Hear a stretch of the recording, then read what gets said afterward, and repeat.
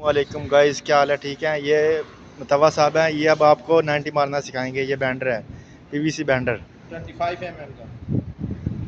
और ये हमारे पास पाइप है और ये अभी हमने पेंटेड इसके अंदर डाला है। अभी हम इसको बेंड कर रहे हैं और ये ये देखिए बहुत ही इजी है। बिल्कुल इजी वे है। ये देखिए